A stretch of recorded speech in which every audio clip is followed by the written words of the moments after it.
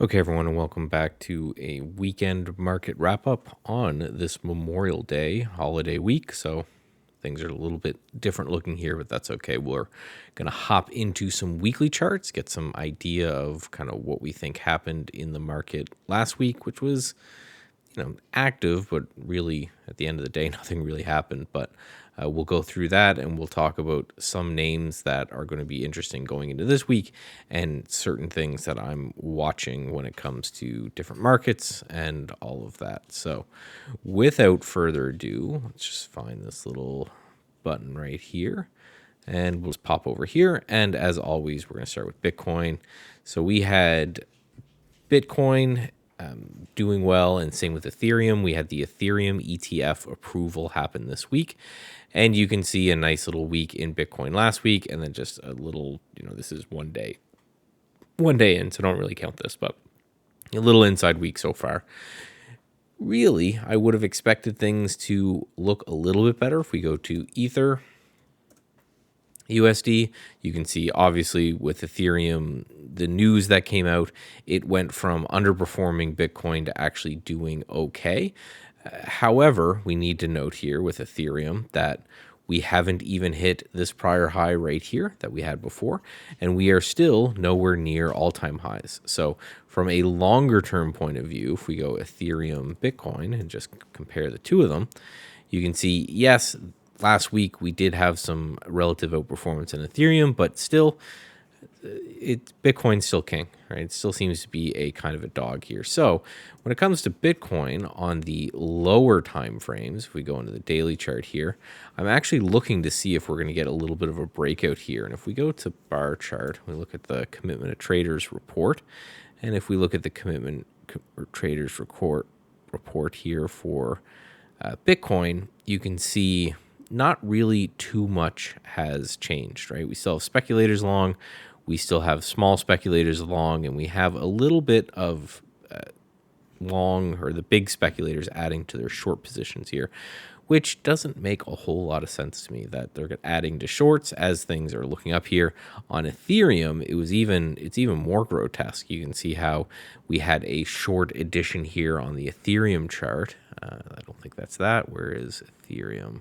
Here, Ethereum micro. Yeah, so we had Ethereum positions being added to on the short side, even as things started to push out, and that's signified here by this blue line, which is small speculators shorting Ethereum. Again, doesn't really make a lot of sense to me that people are adding to shorts with these charts looking the way they are. So I am looking here on Bitcoin to see maybe if I can add a little bit here as well. Just to see if I can potentially get this breakout into all-time highs that could occur here on Bitcoin. Now, looking down the list a little bit, if we take a look at Doge, some of these more risky coins, DOG, USD, and let's do that on Coinbase there. If we grab the anchored VWAP and we just pop it here, little bit above this anchored VWAP. So Doge is actually looking a little bit good here, but we do want to be very careful when it comes to a lot of these more speculative coins that are Ethereum based and things like this. But again, these charts look great until the moment they don't. Looking very strong there. So I'm interested in the cryptocurrency space. We have gold, where we have a little bit of weakness in gold. Silver rocketing up today, but pulling back here for the last couple of days. And then, gold is being relatively weak to silver. Again, not what I want to see. I'd like to see gold outperforming. But we have this clear level that I drew here on the weekly chart. Or sorry, we're supposed to be over here on the weekly chart. Which was this low right here, and then it was another high back here. We pulled into that, but we are below now these two major anchored VWAPs in the weekly chart. So I'm back in staying away from gold, waiting for some other type move to occur to get me back in.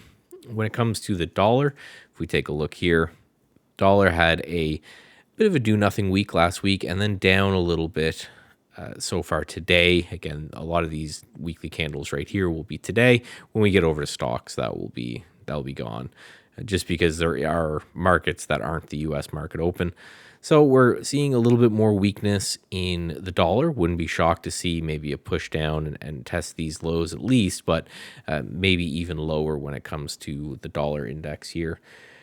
looking at the dollar. So without further ado, let's get over into stocks here. Let's take a look at the S&P 500. And if we zoom into last week's candle, you can see a doji, right? So dojis, for those who don't know, are just candlesticks that represent indecision in the market. Neither the bulls nor the bears got any sort of strength or move. If we go into the daily chart, you can see a little bit more action. We had this gap up and failure, and then this inside day. So whatever happens on Tuesday, I think is going to be very interesting, because if we break this inside day to the downside and then break this low right here, that would be a follow through on this bearish engulfing candle. However, if we start to break and push higher, then all bets are off here as well. If we go to MDY, which are our mid cap index, MDY is actually doing okay. We want to go over to the weekly chart here, and just had a nice little pullback on the weekly chart. Nothing to really write home about one way or the other on MDY. So mid caps, same with IWM. A lot of these indices had kind of muted weeks to them. However, what didn't have a muted week was solar. If we click on this, a nice bounce off. You see this level that I've been highlighting here for a long time. We are in there. I took a little bit around this kind of $40 level. I just took the ETF on this one. I didn't see any names that really interest me, although end phase is looking kind of interesting. Very strong week on strong volume on a push up here on solar. So a nice push there. Now we need to see if we get some sort of continuation, but I am now going to be watching the solar stocks and solar names for this massive push that we had off of this zone. Semiconductors we'll look at quickly, but we know the story, right? NVIDIA moved higher. They announced a whole bunch of good news, so they pushed higher. So it doesn't shock anyone in the world that we're seeing semiconductors break out new all-time highs, which is generally not bearish. Last thing I want to highlight on the ETF front, if we take a look at Berkshire Hathaway on this weekly chart, holding up very well, a nice bullish, strong-looking chart here. Then we go to ARK and can't seem to get going. Can't get anywhere up near these highs. We have a lot of overhead resistance. To me, this just indicates that the market is still very interested in things that Warren Buffett buys, which are profitable companies, and not interested in things that Cathie Wood buys, which are unprofitable companies. So it makes it very easy to me to say, okay, I want to focus on the end of the spectrum that are stocks that are in good uptrends, that are making money, that are returning that money to shareholder. Because it just seems to be what the market wants. It's not my place to fight that at all. So one thing I did want to say before we get into some stocks that I'm going to be watching going into next week is that I do have a trading plan course that I built a couple months ago now. I had a reduced price for that while I was testing it out and getting people to give me feedback and all of that.